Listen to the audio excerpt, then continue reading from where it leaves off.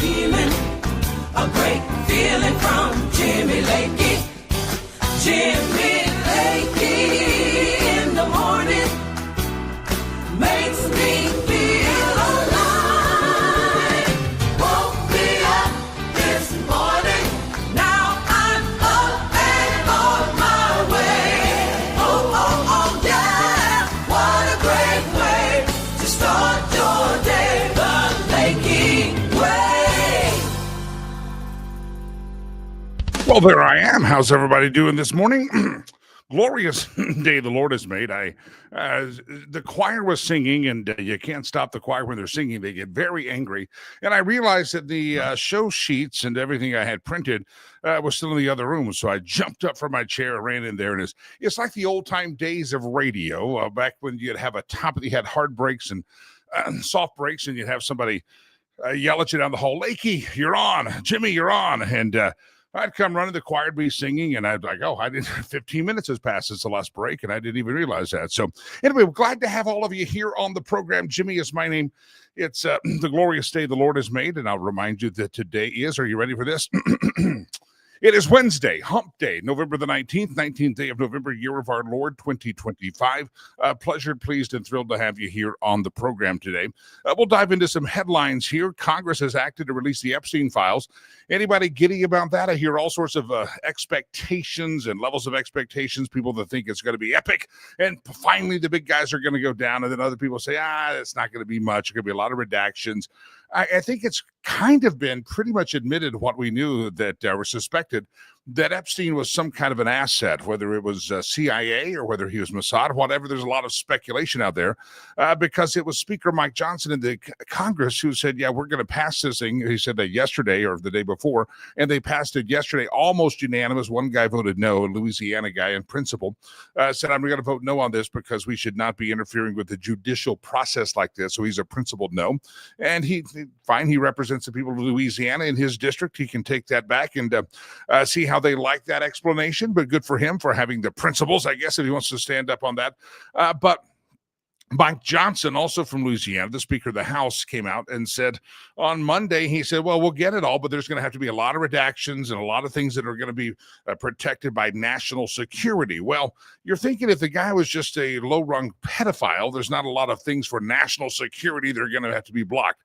But Mike Johnson said there's going to be things that are blocked, and how he knows, I'm guessing it's just he's in the know. So anyway, Congress has acted to release the Epstein files. What say you? Are you having great expectations? They now have 30 days once Trump signs it, 30 days to release from the Department of Justice everything that is out there. You know, people said, Donald Trump, why didn't you release this earlier? And now he did say, again, Trump, I think, has been mistaken on this. He's been kind of inconsistent because I think Donald Trump thinks this distracts from all the things he's doing. This is tabloid stuff, and he doesn't care. He says these people are crazy. He had a falling out and kicked Epstein to the curb many years ago when he found out he was becoming a pervert at the Mar-a-Lago, revoked his membership. I think that's why Donald Trump has been a little inconsistent. That's why Pam Bondi one day said, I have the files on my desk. Oh, never mind. We'll release them tomorrow. And then the next day, what Pam Bondi say? Pam Bondi said, they're the wrong files. They sent the wrong ones. But I told them by sundown today or opening of the office in the morning, they better have those files from New York that were hidden in my office. And then suddenly she says, well, there's nothing here in my office. They've been all over the map, and I think a lot of it, maybe it's the national security stuff, maybe it's the agency chatter saying you got to be careful here. Epstein was somebody. But I also think there was a lot of it that Donald Trump just thought it was a distraction. He was out trying to save the world, make peace on earth, goodwill towards men, end wars. And people were not talking about his accolades that he deserved around the globe, but they were instead talking about the tabloid essence of the Epstein files. I think you do have to put this all in perspective for all of you. Lower your expectations. Anytime you think they're going to bring down one of the big guys, anytime you think the truth about the deep state, the bureaucrats, and the powerful elites in our country, anytime you think that truth is about to come out, usually you're gainfully disappointed, and that's just how it works. And I have hope that one day we will purge the cesspool that the elites represent, the scum that they represent. But again, keep expectations low. Hopefully it will overperform, and over deliver and under promise. So keep it all in perspective, if you will. And I'll also say this: any of these people out there making a big deal about it now, squawking about, I saw John Hickenlooper, our feckless little putsy senator barmaid that went to the U.S. Senate from Colorado. He was posting about the Epstein files as if he was some righteous man that had no sins. He was just very self-righteous. And you're like, John Hickenlooper, I know you might have been drunk part of the time, but when those rare moments where you might have sobered up as the barmaid, John Hickenlooper, did you ever squawk about the Epstein files when your boy Sleepy Joe Poopy Pants Biden was in office? It's really intellectual dishonesty. The media won't report it, but we'll call it out here. That when people like John Hickenlooper, the feckless barmaid senator from the great state of Colorado, when he's out there squawking about Jeffrey Epstein, and yet he's been in Congress and in office for pretty much the entire time that Jeffrey Epstein has been arrested twice, gone to prison, committed suicide, all that stuff. John Hickenlooper's been there the whole time, and I don't think Hickenlooper's ever even mumbled a word salad in a drunken state about Epstein, so let alone when he's sober. So anyway, there's a lot of hypocrisy out there. We'll see what comes out of it. The Epstein files are set to be released, I believe. I don't know if Trump has signed this thing yet, but it was going to his office almost immediately. The Senate voted on unanimous consent, which means they don't have to go to a big floor vote and a debate, etc. So they did that. There's a breaking story. I found it funny this morning when I logged on to looking at some news sites and just seeing if I missed anything overnight. And one of those was a quite funny one. I called it the Great Bacon Slap. The Great Bacon Slap. If you go to Fox News this morning, there was a headline that says, right before the police showed up, a man was looking for trouble, I guess, and he slapped. Let me just read the headline. I think it's a funny headline. A man attempts to burn a Quran. Well, the headline was, he also slapped the Quran with a slab of bacon in Dearborn, Michigan, and I call it the Great Bacon Slap. Police arrived just after the guy slapped it with bacon, and that was a no-no. Anti-Islamicist activists and pro-Muslim counter-protesters clashed on Tuesday, that'd be yesterday, by the way, in Dearborn, Michigan, prompting a heavy police presence. Dearborn is home to one of the largest populations in the country of Muslims and has become a recent target for activists who accuse it of operating under Sharia law. According to news sources, the clash began when Jake Lang, who participated in the January the 6th Capitol riot, they say, got to throw that one in there, arrived on Michigan Avenue and attempted to burn the Quran. Now they reported he held up a lighter, attempting to light the religious text on fire, but counter-protesters knocked it out of his hands. Then he slapped it with a slab of bacon before a counter-protester grabbed the book and took off with it. Lang and his group later marched towards City Hall ahead of the city council meeting Tuesday night. Police maintained a perimeter on the sidewalks on Michigan Avenue in Dearborn, Michigan, intervening briefly when the clash escalated following Lang's attempted burning of the book and the slapping of the bacon. Not wise. I don't think that's probably very wise if you're going to protest. I don't think you need to be slapping the Quran with bacon or attempting to burn it any more than you need to slap the Bible with something and try to burn it. I think there's better ways to protest. But anyway, the guy's safe, but I just thought the headline was more funny than the actual story. The man slapping the Quran with bacon, the Great Bacon Slap of 2025. Members of Congress, some members of Congress are telling military officers or military members that they should defy illegal orders, which I guess they can defy illegal orders, but it's quite curious that this video has now surfaced, and it is a group of Democrat lawmakers with military and intelligence backgrounds releasing a video urging members of the service to, quote, refuse illegal orders, a message that conservatives are blasting as a call to defy Donald Trump and his Secretary of War, Pete Hegseth. The 1-minute video features Senator Elissa Slotkin of Michigan, a Democrat, of course, and it was viewed more than 1.6 million times, features 6 lawmakers invoking their prior service and telling members of the military and the intelligence community that the threats to our Constitution are coming from right here, and we got to stand up and refuse illegal orders. Now, it's interesting that they're telling the CIA, which evidently was covering up a lot about Mr. Crooks, the attempted assassin of Donald John Trump, and they lied a lot about that, the FBI as well. Are they giving a wink and nod, say, hey, listen, if you try another assassination attempt, we got your back?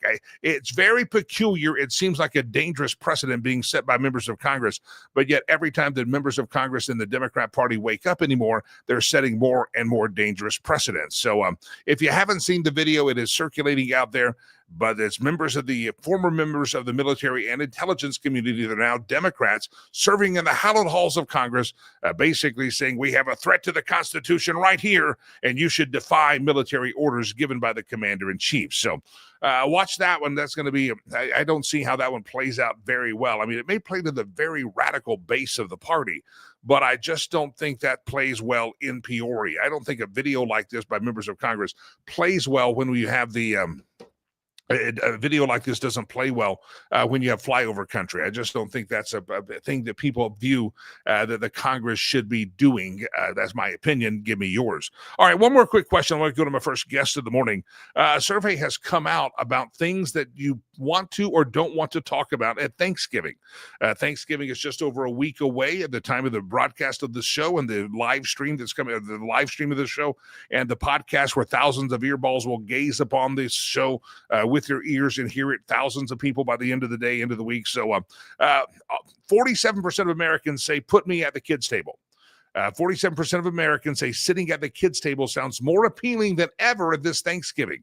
Millennials are the most likely to agree they want to go to the kids' table. Would you rather deal next Thursday with your uncle who won't stop talking politics, or your bat crap crazy aunt who's a Karen and purple hair and she has Trump derangement syndrome? Or would you rather just sit there with a bunch of little kids that are flipping peas at each other and can't sit still?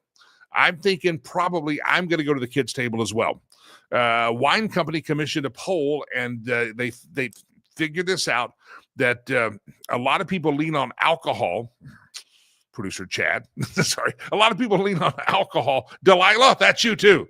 Don't laugh. A lot of people lean on alcohol to get through the Thanksgiving dinner, but it's responsible for a lot of the fights that happen across the table. So a lot of folks say, I've got mother-in-law's here, let me drink the booze, and I don't blame you. But a lot of times that alcohol leads to fights and discussions on topics that probably could have been avoided had you not been sipping the sauce.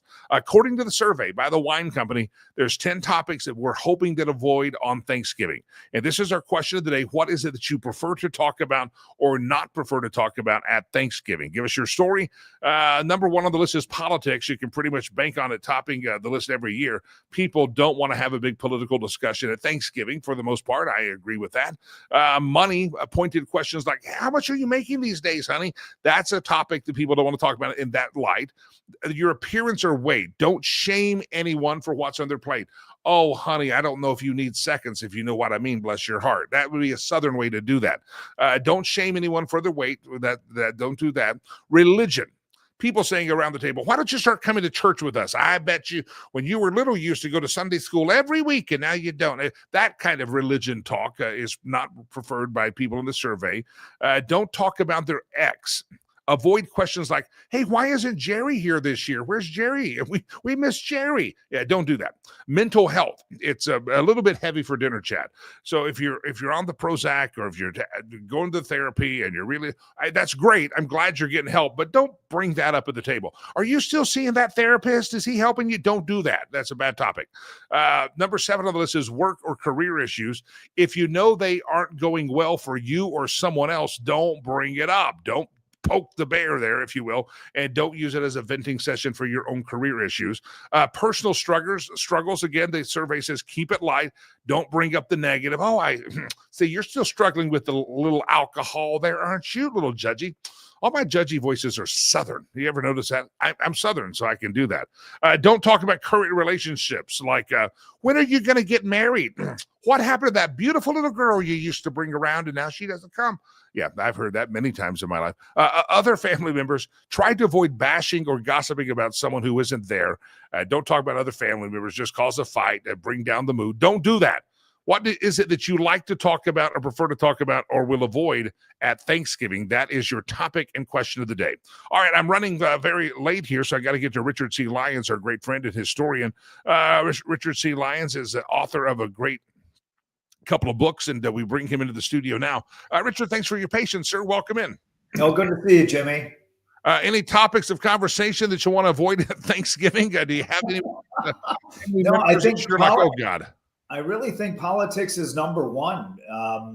And it used to be years ago, before the government became part of everyday life. I mean, literally, you deal with the government every day. It used to be the government was somewhere else, and you didn't have to worry about it, and it just functioned, and you didn't have to take stands of which side you were on, or who you like, who you don't. It's become, government by its expansion has become very divisive because you have to take one side or the other. I agree with you entirely. That should be the first thing you don't talk about. Yeah, especially, I mean, you may know you have a cousin that has like mind, and you're, take a stroll down to the park or something, throw the football. That you can do, but around the table, when you know you have your woke Aunt Karen and you have all these various family members, don't do it around the Thanksgiving table. Just leave it alone, and don't do that. Now, some people, just to defy their family, are going to show up in a MAGA hat. And they're going to do that just to piss off the other family members. That'll start a food fight. Yeah, that sure will. Richard C. Lyons, author of The DNA of Democracy and the Shadows of the Acropolis, the DNA of Democracy. He's our guest here today. We've just watched something very unique, Richard. I want to get your take on it. You're a historian. We have almost a unanimous vote in the House and a very hefty number of people in the Senate vote to release the Epstein files. Let me set this up and I'll let you have it. I think the Trump administration kind of bungled this up. They campaigned against it. Then Pam Bondi said, we're going to release it. It's on my desk. Oh, it's not on my desk. I'll have it to me by tomorrow. And then all of a sudden it was a hoax. There's nothing to see here. And now Trump's urging Republicans. He said, let's vote for it. Let's get the Epstein files out here. I guess my question is there ever anything in parallel in history of which we have a government supposedly voting to expose itself and its fellow members for their let's say, indiscretions that they might have done? And is this Trump playing 3D chess here? Because some people say, the Democrats are going to regret what they wished for. Give me your thoughts. Well, I would say, something historical is going on, and that Saudi Arabia is literally, the head of Saudi Arabia is in Washington, D.C., and talking about signing the Abraham Accords. This would be a major historical event of enormous import for the peace of a region that's been war-torn for centuries. Well, instead of that, we're being treated to this soap opera going on with the Epstein files. And it just tells you that, soap operas sell, whereas, things that are very important usually are ignored. And it's a lot, of what the media has to do. They seek to inflame passion rather than think about, well, isn't this wonderful? There's going to be peace in the Middle East, perhaps, for the first time in how long? Well, they'd rather hear about who was on Epstein's plane going to his island. And, these are all rogues. I mean, we all know Bill Clinton is a rogue. And so his name is going to be there many times. Okay, well, we knew this about him 30 years ago. So, but they have to drain the barrel in hopes of finding the name Donald Trump at the bottom. And in some way, it implicates him in some wrongdoing.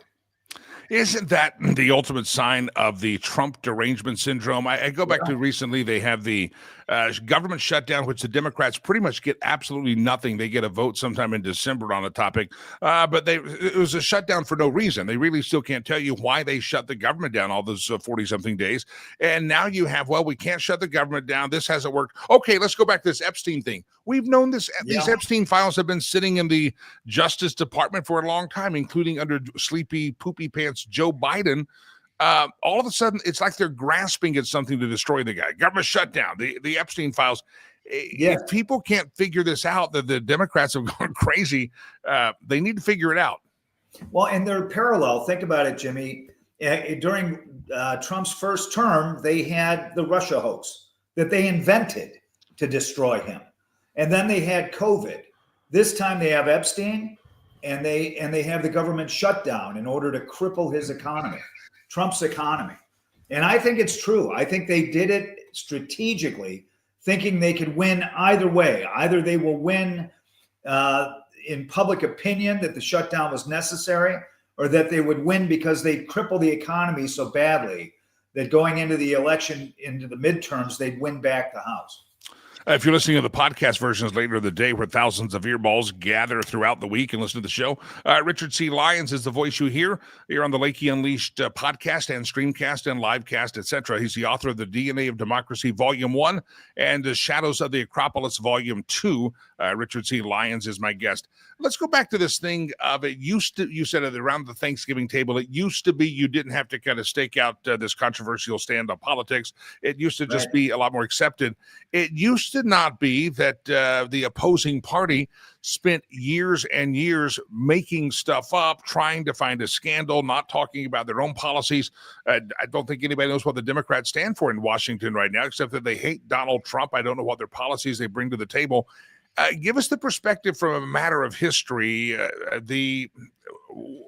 How did we get here, and is it possible to move back from the era of name calling and this deep state, or are we too far gone down that path?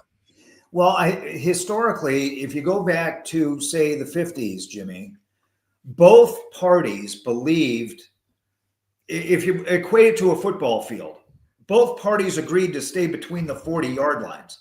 They agreed on everything about the Constitution, right? They agreed about free enterprise. They agreed on being patriotic about the country. They agreed that the police force was necessary to protect citizens. Now we've got a thing where we're both backed up to our goal lines, right? And the conservative part of the country is defending the founding principles of the nation, whereas the other party, the Democrat Party, is saying, we're going to blow you out of your end zone. We're going to take over the country with socialism. And everything that we agreed about in the 1950s, we don't agree anymore. They have lurched so far left because they've been incrementally institutionalizing socialism. Now you've got Mondami, and this guy is now whole out socialist in the capital of our free enterprise system. So this is where they are. He is standing in the middle of our end zone where we want to defend free enterprise and saying, the hell with you guys, I'm a socialist. So that's why tempers are flaring. We don't have a lot of ground where we agree anymore. It's the reason that some of the obvious evils that we always would agree they're evil. We may have different viewpoints on how to treat it, but these are evil things. Is that evil? Does that come across through education, through the breakup of the family? How did we get to this point to where I know the Bible says there will come a day where what is evil will be called good and what is good called evil. So there's a biblical perspective, but how did we get here as Americans, let's say in the last 20, 30, 40 years? Yeah, it's been since the 1960s when, as you rightly say, the Democrat Party literally took over the education system. If you go to any university now, you can pick out 100 professors at random, and 95 of them will be very liberal. It's not even liberal anymore. It's socialist. They will be socialist. For some reason, there is an attraction in socialism which says there is a utopia there if we only get rid of enough people who believe otherwise, right? Yeah. We have to sideline everybody who disagrees with us, and then we're going to be in heaven because we're going to take all the money from the people who don't agree with us and give it to the people who do, and that will somehow equalize everything. But what it starts out with is a denial of private property, a denial of allowing you your own earnings, a denial of individual liberty. You have to deny everything in the Constitution and the Bill of Rights to arrive at a successful socialism. Again, the voice of Richard C. Lyons. I'll tell you how to get a copy of his books, the DNA of Democracy, Volume 1, Shadows of the Acropolis, Volume 2. And he's a fantastic writer. And if you want to understand how we got here and where it all began, the DNA of Democracy is a great place to go.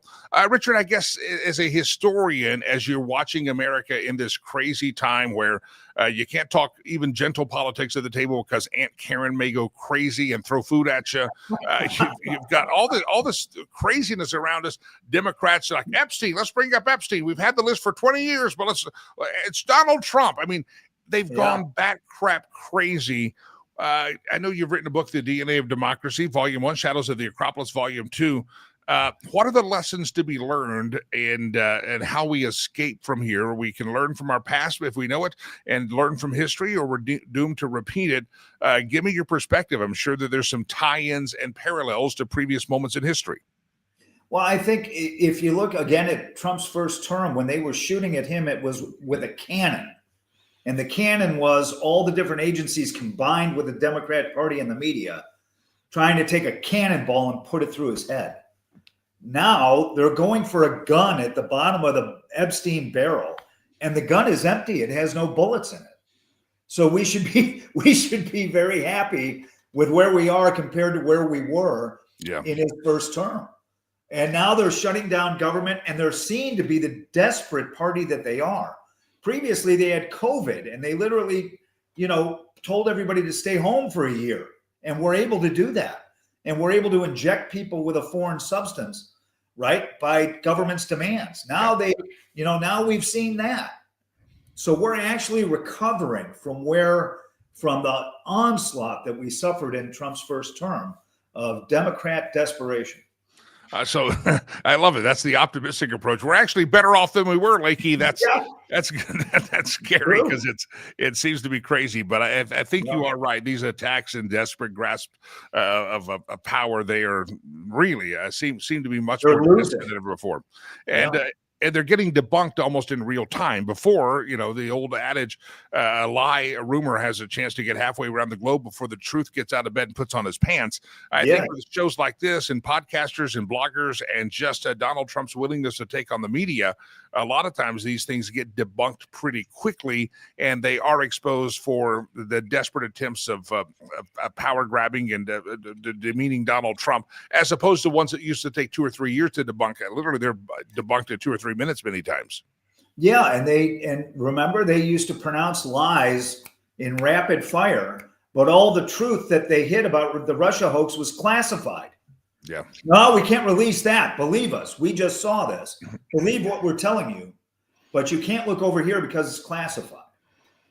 So that too is gone. And shows like yours, Jimmy, or, you're right. It's in real time. Yeah. You question what they say now, no matter what they say. So if it's regarding Epstein, before they know it's classified, we can't have those files out. Now they're saying, no, release it. Yeah. Let it go. And it's going to be an empty barrel full of Democrat names. Yeah. Richard C. Lyons, author of The DNA of Democracy and Shadows of the Acropolis. They're 2 different books, but they are parallel and work great with each other. You can, but you shouldn't have one without the other. Richard, let me have you plug the books because they're very strategic for folks who are students of history and or want to learn more about the birth of this great country and maintaining this great country. Talk about The DNA of Democracy, Volume 1, Shadows of the Acropolis, Volume 2. Well, The DNA of Democracy, Jimmy, is all about how throughout history, the democracies have been very rare.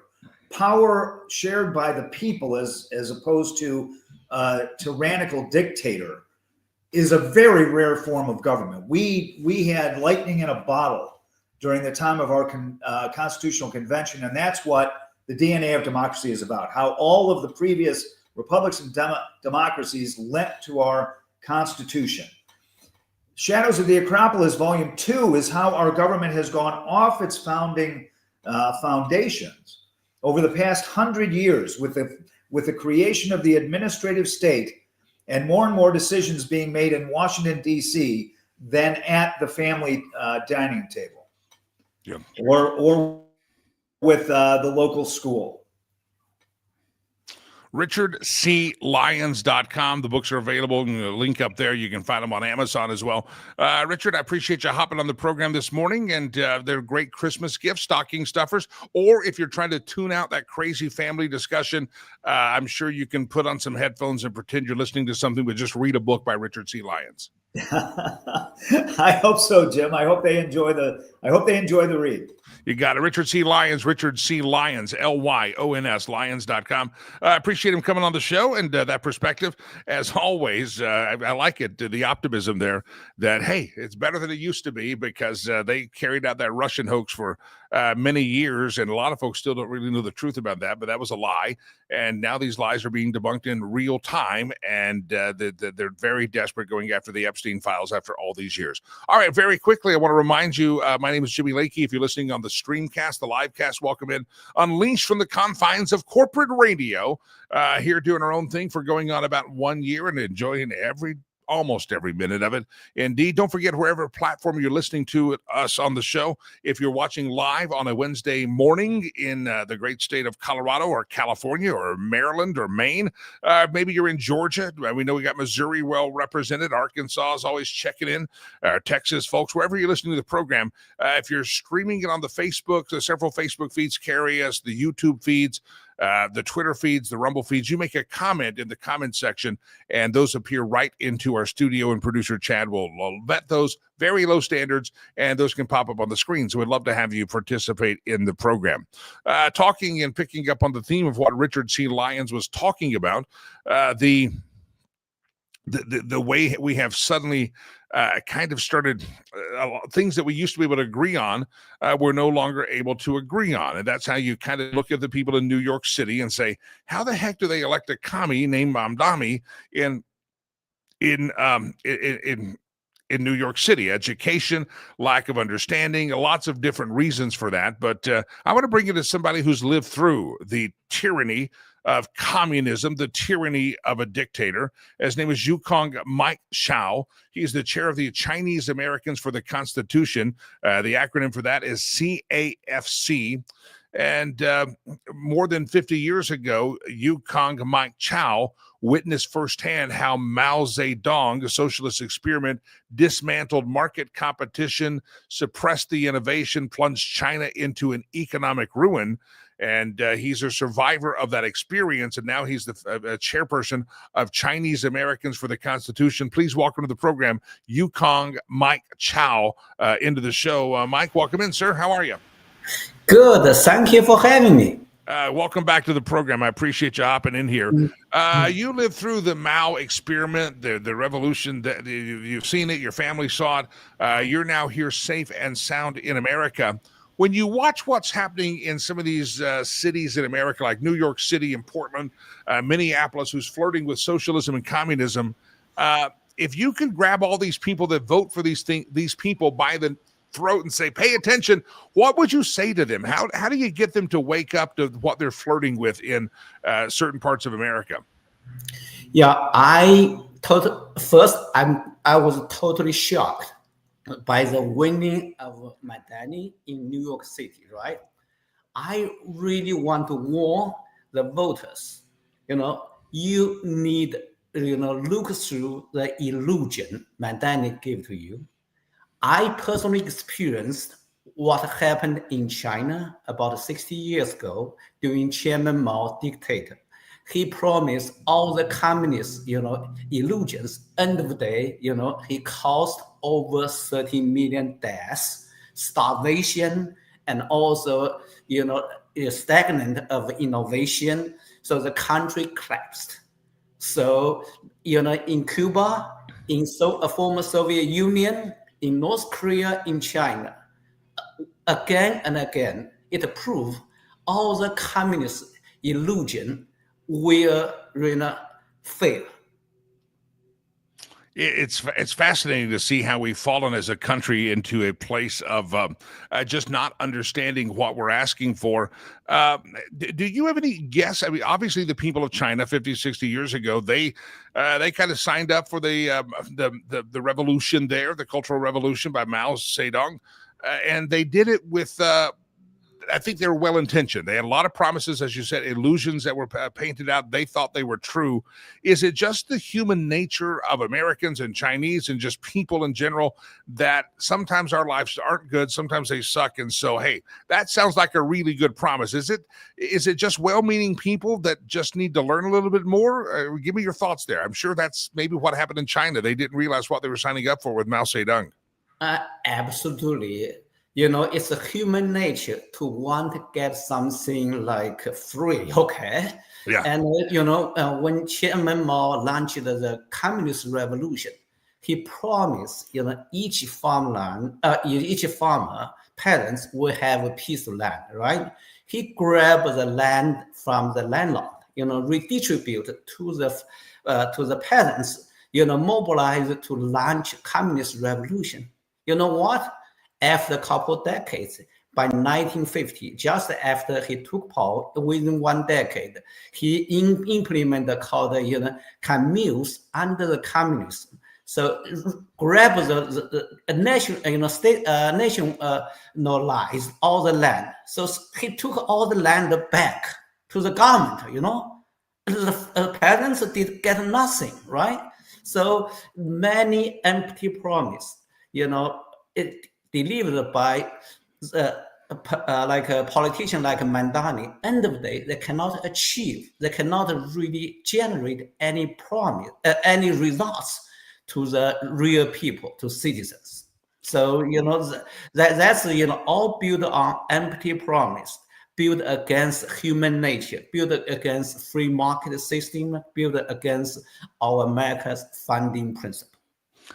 You, since 2014, Mike Zhao is my guest, chairman of the Chinese Americans for the Constitution. You've been a leading voice against anti-Asian discrimination in college admissions, and that was a focus, and you've been in some other initiatives as well. But I want to kind of talk about what it was. You come to America as a young man, a young boy. You come here, family gets here, and you're like, hey, we're in freedom. And then suddenly by 2014, you're like, oh, I got to get involved. I got to stand up for something. This freedom is going to slip away. Kind of talk about your journey that woke you up to where you weren't just an immigrant into this country, but you realized people needed your voice and perspective. What led you to that moment? Basically, is my pursuit of the American dream. When I came here, I was a poor foreign student. Brought less than $200 in my pocket, right? I got a good education, work hard, and achieve my American dream, like worked up to the director of global planning at Siemens Energy. But after that, I become passionate defending American dream. Around 2014, I found the politician in California introduced SAI 5, try to restore the affirmative action into California system. I began to vote, began to fight against that because I deeply believe America's founding principle, which is equal opportunity for everybody. Shouldn't, college admission should not be based on skin color or race. And then, a few months later, I found the Students for Fair Admission are launching lawsuits against Harvard, and they got basically attacked by the radical left media. So I stood up and I united many Asian community leaders, formed Asian American Coalition for Education. We fought alongside of Students for Fair Admissions, and for over 10 years, we finally won the Supreme Court ruling against Harvard, eliminated the race-based, college admission. Yeah. You know what amazes me, and I was watching some of the comments in the chat rooms, and some go on the screen, some don't, is people, well, this is a capitalist country. People died because of capitalism. Last I knew, there's not anybody out there that loves communism. They love Mamdani, that's fighting and risking life and limb and going to China or to Cuba with $200 in their pocket, trying to get ahead. Instead, all these people that are fleeing these communist regimes and communist paradises that the left and Mamdani probably admire, they're risking life and limb in shanty boats coming across the ocean. They're desperately lining up at U.S. embassies to try to get papers to come into our country. So for all the critics of capitalism out there, it's funny that all the people that are in communism are wanting to come to this country to know freedom. It's baffling that none of these people, lovers of communism, are fighting to go to China and live the rest of their life. You are exactly right. As a matter of fact, a few years ago, I wrote an op-ed at National Review, actually talk about the same kind of concept. So many thousands of people waiting in line outside of a U.S. embassy worldwide, just want to get a visa, especially immigration get a visa to come to pursue American dream. But the radical left portray America as a racist country, right? Portray we have white supremacy here, white privilege. That's totally untrue. One point I want to make to your audience is, in America, the highest income, the best educated racial group are Asian Americans. They are not white American. So-called white, privilege or white supremacy is totally baseless. Yeah, it is. And even at the time of a great peril on the streets, the George Floyd riots, race riots that happen on occasion, and they say how a horrible country America is, people from China, people from all these other countries still want to come here. And so while you have radical hippies living in the streets and defecating on the streets of San Francisco, talking about death to America, there's a heck of a lot of people that come from these little cesspool hellholes, and they want to come to our country because with its flaws, still the greatest nation on God's green earth. Let's talk about your work now. I appreciate your time, Mike, on the program.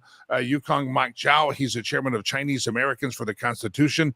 You might want to look that up. Also, the president of the Asian American Coalition for Education, a nationally recognized advocate for meritocracy and a steadfast defender of the U.S. Constitution.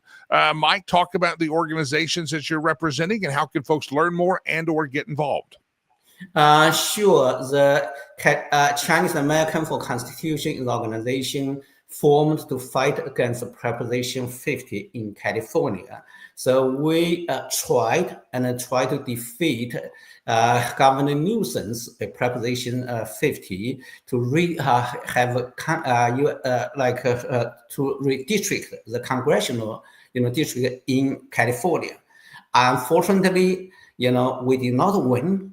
But right now, my focus is more on the education, restore, meritocracy in America. We already won the battle against affirmative action, which was historic.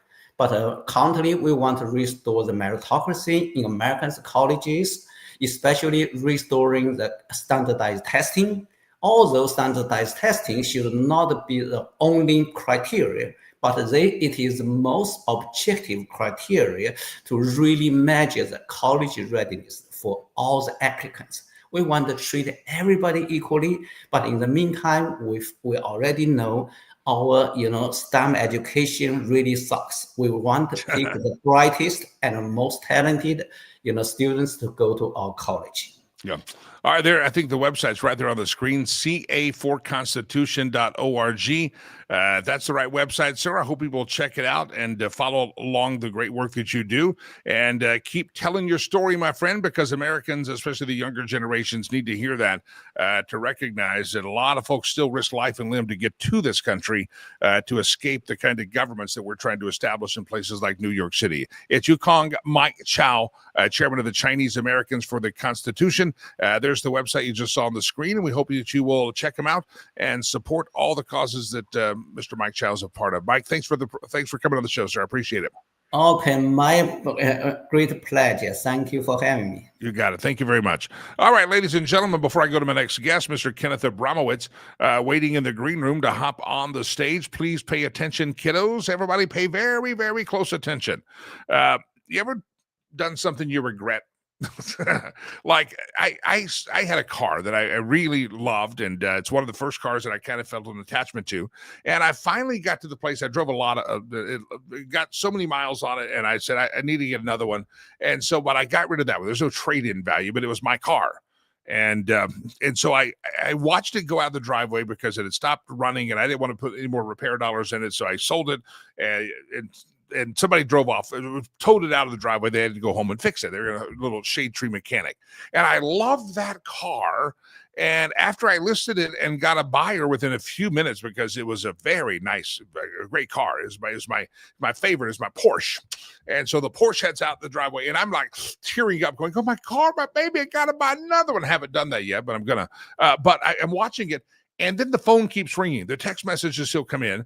And I realized I probably underpriced it because for 2 days, people found the ad and they're like, there was a bidding war going on for my old Porsche.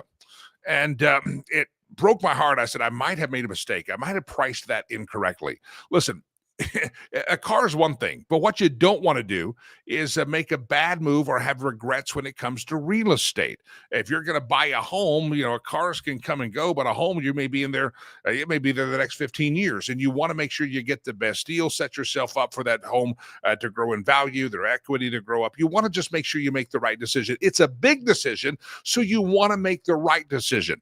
And I tell you, one of the things you owe yourself is to have a conversation with Sherry Cree. I know you're bestie down at the office might have a part-time real estate job. And I know the neighbor down the street that is very nice when they walk the dog. They do real estate.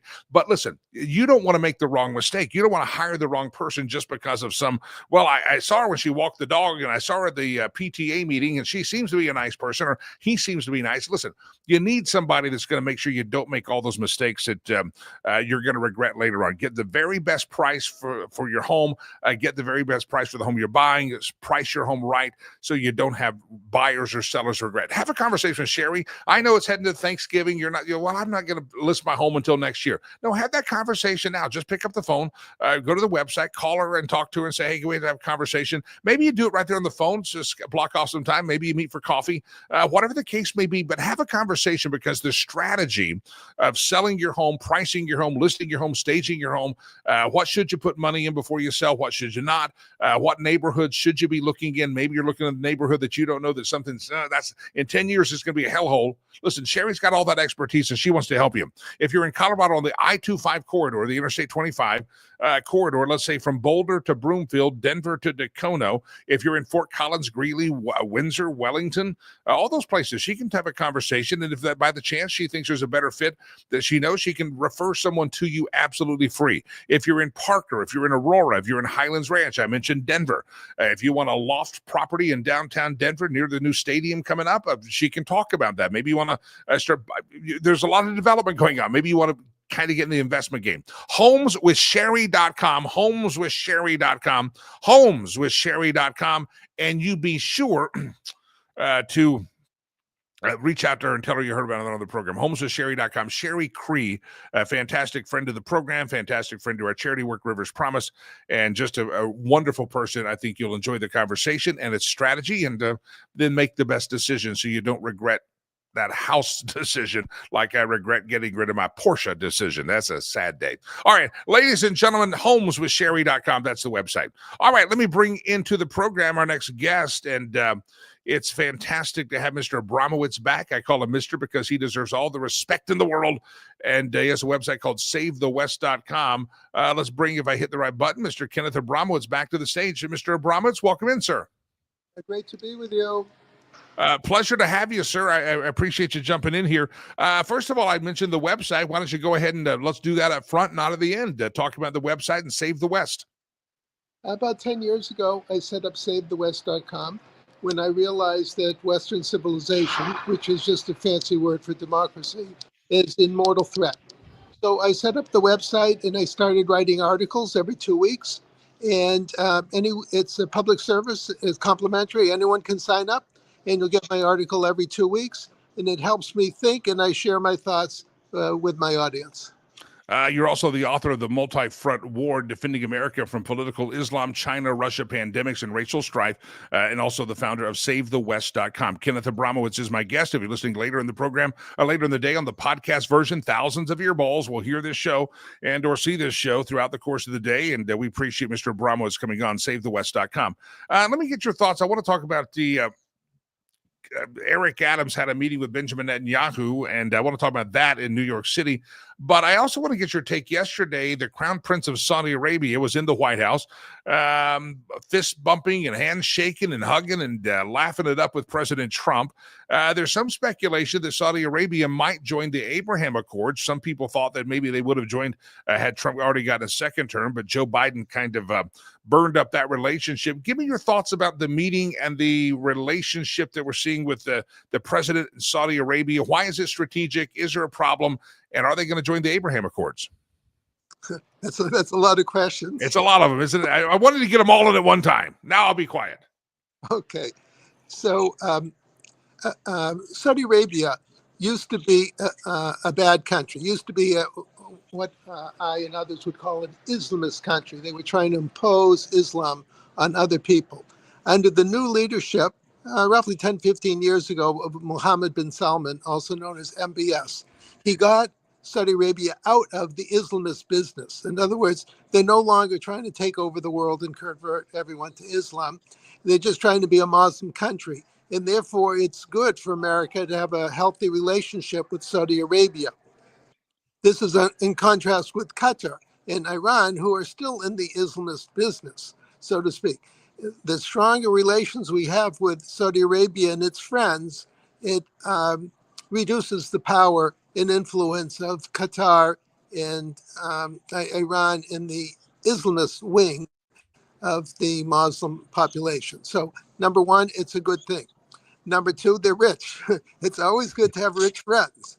And so they can buy a lot of things, and they want to buy a lot of things, and they want to invest $1 trillion in America over the next, let's say, 5 years. And they want what we have. They want our technology, and they want our weapons. It's good to sell things to rich people. It produces jobs in America. However, when Saudi Arabia theoretically takes delivery in 6 years of these F-35s, they can pose a risk to Israel. So President Trump has a balancing act of helping Saudi Arabia protect itself and also make sure they don't get into a competition with Israel. We also have a thing. People say, "Well, why are we playing nice with this country or that country?" I was talking about I'm going to talk about it tomorrow. The persecution and genocide of Christians in Nigeria, and you got to be careful how you deal with it because countries like Saudi Arabia, countries like Nigeria, if you're not careful and you don't deal with them, well, China's waiting in the wing over here, going, "Hey, those crazy Americans won't deal with you. We'll deal with you. We'll get you what you want." How big is the footprint and the influence of China on this stage of why we need to be very strong in these relationships, even with countries that some people may frown wince their nose at, but we got to be careful. China's on the horizon. That's a very good point. And if just pretend President Trump were on the in studio with us, he would say, "Look, these are not perfect countries. I can't make perfect countries, but I want the money of Saudi Arabia and Qatar and the other countries coming to America. I want to make America strong and great again," as he said many times. If I don't do it, they'll take their money and they'll invest it in China, and they'll send their oil to China and their natural gas to China. So I'm in effect bringing them into the American orbit. He doesn't use those words, but bringing them into closer to America. And we have competition, and he would say, "I want to win. I don't want our competition to win," exactly what you had said. Yeah. I go to Rwanda for our charity work, Rivers Promise, and I'll be there, leaving there next week. About this time next week, I'll be en route to Rwanda. And I know early on after the Rwandan genocide, the Americans and the Chinese were kind of in competition. I know some of the people rebuilding the city, rebuilding just kind of an infrastructure. And Chinese won a lot of the contracts because they could send labor in and they could just do the work a lot cheaper that they would do. And now I know people in Rwanda that kind of regret that. And they're like, we need to decouple ourselves a little bit from the Chinese. It's fascinating to watch, though. The Chinese are out there from the continent of Africa to the Middle East. They want influence. They want to be a world player. And at some point, we've got to be out there, not the police person of the world, but we got to be out there building relationships. Or the Chinese are going to build a pretty big block against us. Well, China has a couple of advantages over us. One you already mentioned: low costs, cheap labor. They bring in their own Chinese workers to build a certain project. They don't use locals, much to the dismay of the locals. And so they have a cost advantage. The second thing is the Chinese Communist Party is a criminal organization. So therefore, they can pay off the leaders of given countries. And it's amazing how easy it is to win a contract when you have a suitcase of cash and you leave it in the office of some leader or secretary of infrastructure, whatever they might be called. And so and we don't do that. So that's another advantage that There are some Americans, and even on my conservative side, that they go to that phrase: "We're not the police person of the world. We can't be involved everywhere. We don't need to have these relationships." A very isolationist approach. Unfortunately, I don't think we have that luxury. Again, the level of involvement can be different, but we don't have the luxury to isolate ourselves. You've written an entire book called "The Multi-Front War: Defending America from Political Islam, China, Russia, Pandemics, and Racial Strife." Those things don't go away, and America is not defended if we stick our head in the sand and say, America first and America only. We can do America first, but you can't do American only. That's kind of the multi-front war. We've got to be engaged. I agree 100%. You took the words out of my mouth. And I have an expression. The forces of evil are good at being evil, and the forces of good are bad at being good.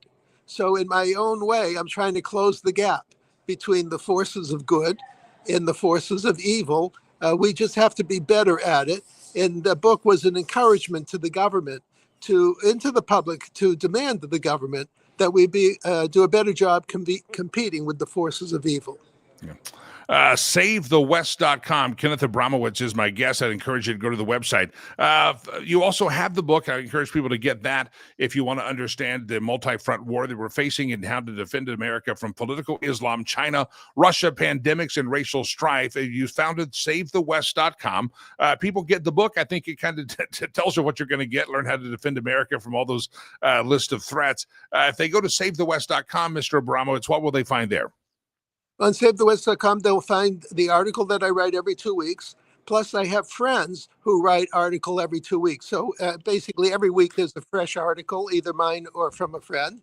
They'll also see a link to buy the book. It takes you right to Amazon to buy the book. And if you buy the book, this book's 5 years old, but I have four editions. So the fourth edition, what I do is every year or two, I just add a new chapter. So they should immediately go to the last chapter, which is Trump 2.0, and they'll get a very fresh, just a few months old series of projections of how 2025 and 2026 will look. And then if they have time, they can read the rest of the book, but just start with the last chapter. SaveTheWest.com, SaveTheWest.com. Kenneth Abramowitz, I appreciate your time. Thanks for hopping on the show. SaveTheWest.com. I hope people will go to the website, check it out. And again, the name of the book, it puts a lot of the thoughts that we were talking about in chapter form, The Multi-Front War, Defending America from Political Islam, China, Russia, Pandemics, and Racial Strife. Anybody see that ABC News reporter that Trump dressed down yesterday and said, "You're a horrible person and a bad reporter"? I didn't see the whole montage. I saw two different slicings and dicings of it. One of them was a slice and a dice in which she had asked about the Epstein list, and he said, "You could ask that question politely, but you have an attitude." Then I saw another clip where the rebuke came after she talked to the Crown Prince of Saudi Arabia and said, people in your country used a bone saw on a guy, and you're a horrible dictator. What say you? And then I heard that Trump did that retort based on that. So I'm not exactly sure, but he dressed down that ABC News reporter. What's funny is last night I learned that the ABC News reporter that was so very tough, that tough woman, that reporter from ABC News, guess what? She was the one that took cue from the Biden White House and would submit her questions in advance. And they had a screenshot of one of Joe Biden's cue cards that were seen. That's how they knew they were submitting questions in advance. And when Joe Biden was going to take her question was spelled out for Joe Biden. Her question submitted in advance was, "Joe Biden, President Biden, how do you see your legacy moving forward?" And that was the question. So that little reporter ad is a great example of Trump derangement syndrome. And you just have to kind of find it laughable at the very least that the woman who was asking about the legacy of Joe Biden when he's sitting there trying not to maybe crapped himself already is really going to become a badass there in the press conference yesterday. She got dressed down amazing. But if you think she's a great reporter, just compare and contrast. She has one shot. Joe Biden didn't talk to the media every day. He rarely talked to the media. And her one shot was asking about his legacy. and she submitted that question in advance so that she could get permission from the regime to ask that question. So not a good reporter. ABC News, but again, remember, ABC News is a company that's still in their news division, by the way. In their news division counts The View as news programming. So just letting you know that's not their entertainment division. That's in their news division. And I thought it was interesting to point out that Bob Iger, who's the chairman of the Disney company who owns ABC, ESPN, etc., they just built a Disney park or a Disney themed event center in Saudi Arabia. And so, the old reporter from ABC News might want to pay attention that if her own boss, who signs her paychecks, can do business with the Saudi Arabia, sometimes I'm sure the Americans can as well. Is Saudi Arabia a fantastic country? No. Do you have to kind of watch out for them? Probably so. But throughout time, we've been allies with a lot of people, and sometimes you don't always get the best of friends, but there's strategery in why they have to be your friends. I mean, I look at one of the most tyrannical countries that oftentimes it gets neglected. If you want to know one of the most tyrannical first world allies of ours that behaved like mad monsters during COVID, the nation of Australia. It was absolutely ridiculous how the Australian government treated their people. I think they violated human rights. I think they violated individual rights. I think they stood to the antithesis of what Australia should have been, and yet we're still friends with Australia, but they should be rebuked for how they treated people. We were at one time in WW2, we were buddies with Stalin. I mean, FDR and Stalin were running mates there as friends. They were hanging out in the hood together because they had another enemy, and sometimes you have to come together and do what's best for your country. And sometimes the politics of it, you may not approve of everybody. So watch the Saudi Arabians. They have had a track record, but again, you got China out there that's breathing down everybody's neck, and they want to have a global footprint, and we can't allow that to happen. That's why President Trump says we need to be the leaders of AI rather than the communist countries be the leader of AI. But yeah, America has had many strange bedfellows throughout the years, and Stalin would be a great example of that, and the Saudi Arabians could be an example of that in some sense as well, but we'll find out. The Australians, I think, have been a very strange bedfellow for us as well at times, especially during the COVID. I love Australia. Got a friend I was with on Monday, and he's heading back to Australia. He's heading to Australia to visit. I think he leaves Thursday or Friday tomorrow. Maybe we're going to tell him about Australia, how wonderful it is. But we sometimes partner with countries that are not necessarily the beacons of freedom that we would like them to be. As a matter of fact, most countries in the world are not the beacons of freedom we'd like them to be, but they can still end up being our allies for various and sundry reasons. All right, ladies and gentlemen, I want to remind you that I mentioned this earlier, 1 week from today, I will be en route to the beautiful country of Rwanda. I go there not because, well, I love it there. I think it's a fantastic country, very safe country. Maybe one day you can go with us. We'll do a public trip here in 2026 and take some friends with us. If you want to go, let us know. info@jimmylakey.com. We'll get you that information as it becomes available. But I want you to remember River's promise as I go there. I go there because I made a promise. And if you're new to the show, I made a promise to my son, who was adopted from Rwanda, that he was too young to know what the promise was at the time, but I didn't want him to ever look at a photo of the kids that I was holding at the orphanage he was in and say, I didn't want him to ever look at the photos and say, gosh, who are those kids and what happened to them? And I go, I don't know what happened to them. We just got the hell out of there. So I made a promise that we're going to take care of all the kids in the orphanage, and we got those kids adopted into adoptive homes in Rwanda, closed up the orphanage with the help of the government and another agency over there. And we kept going. I thought my work was done, but then we found kids that literally were very prone to infant or childhood toddler death because of just bad conditions. Kids who had no clothes, kids who never had the hope of ever attending school a day in their life because of the school fees. And so I decided to keep the promise going, and we've done that, and now building Legacy Christian Academy there. I'll be there next week, and I'm going to do some pre-Christmas shopping. Every year we buy hundreds of pairs of shoes for kids. It's a commodity there because a lot of these kids, if we don't buy them shoes, they'll never have a pair of shoes. And I've told you there's stories of the kids with just the tops of their shoes. The soles are worn out, but they don't have new shoes. And so they'll still walk barefooted, but the top of their foot's covered because they figure some protection's better than none. These are the kids we're working with. And if you want to help us, we'd appreciate that. You can sponsor one of these children directly that attend to our school. Go to the Rivers Promise website, riverspromise.org. Just hit sponsorship. You can pick a child. It's $65 a month, and that gives their health insurance, health insurance. That gives them daily nutrition. That gives them access to the school, their uniforms, etc. And it also takes care of some basic life amenities as they are needed for the child and their family. If you just maybe don't want a specific child, $10 buys a kid a new uniform, and most of these kids, the uniform is their only clothing set, so they wear them literally 24/7. And our uniforms get pretty ragged. Unlike put on your play clothes when you come home. They don't have that.